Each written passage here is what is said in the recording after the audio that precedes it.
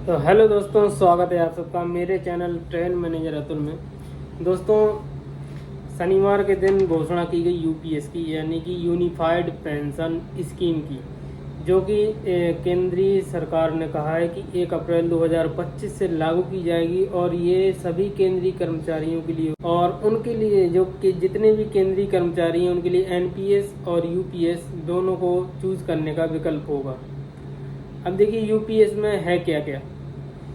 पहली बात तो कही गई है, अगर आपकी नौकरी 25 साल कंप्लीट हो चुके हैं, आपकी जॉब के सरकारी नौकरी के 25 साल कंप्लीट हो चुके हैं, तो आपको अंतिम साल के पूरे साल के एवरेज वेतन का 50% आपको पेंशन के रूप में मिलेगा। दूसरी बात कही गई है, अगर आपकी नौकरी के बीच में मृत्यु हो जाती है तो आपके परिवार को 60% पेंशन मिलेगी।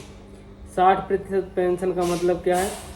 आपकी उस टाइम जितनी पेंशन हुई उसके बाद जो पेंशन बनेगी उस पेंशन का 60% आपकी फैमिली को मिलेगा। दूसरा पॉइंट इसको समझना है।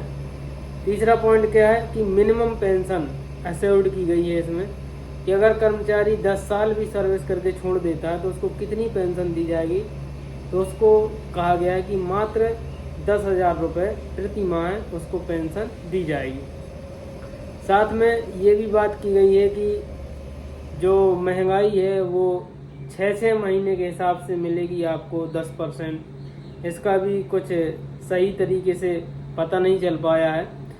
और आपको पता होगा कि ट्विटर वगैरह में, सोशल मीडिया में इसको क्रिटिसाइज़ किया जा रहा है, क्योंकि ऐसा कहा जा रहा है कि जो सरकार ने कहा है कि हम एनपीएस की तरह इसमें भी आपका कंट्रीब्यूशन 10% रहेगा और सरकार 18.5% कंट्रीब्यूशन करेगी। जो एनपीएस में सरकार 14% कंट्रीब्यूशन करती है उसको बढ़ाकर 18.5% कर दिया है सरकार ने। लेकिन इस कंट्रीब्यूशन के बारे में ये नहीं कहा गया है कि जो आपने राशि जमा की है वो राशि आपको एज अ ग्रेजुटी आपको लास्ट में मिलेगी या नहीं मिलेगी, ये कुछ नहीं कहा गया है।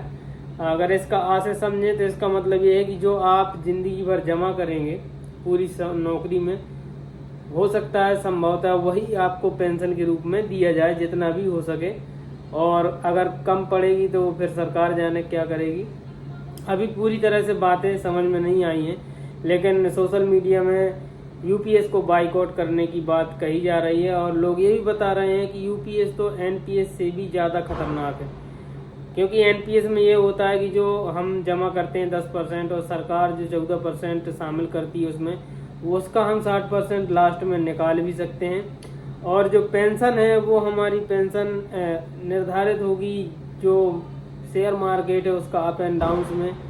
अब ये तो देखते हैं क्या होता है। आप लोग क्या सोचते हैं अगर आप सरकारी कर्मचारी हैं?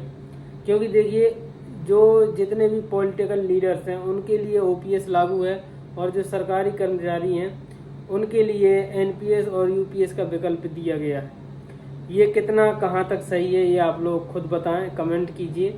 और सरकार को कुछ, अगर हम, मेरे हिसाब से यही है कि अगर यूपीएस चालू ही करना था तो आप ओपीएस ही चालू कर देते। अगर आप पेंशन देने की इच्छा रखते हैं तो ओपीएस चालू करने में क्या समस्या है।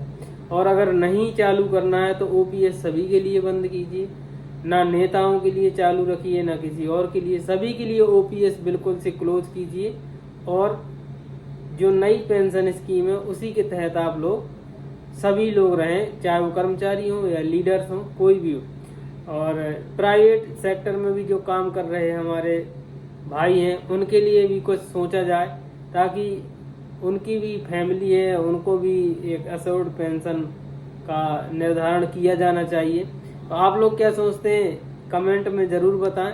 वीडियो अच्छा लगे तो लाइक करना, चैनल को सब्सक्राइब नहीं किया तो सब्सक्राइब कर लीजिए, बेल आइकन को प्रेस कर लीजिए।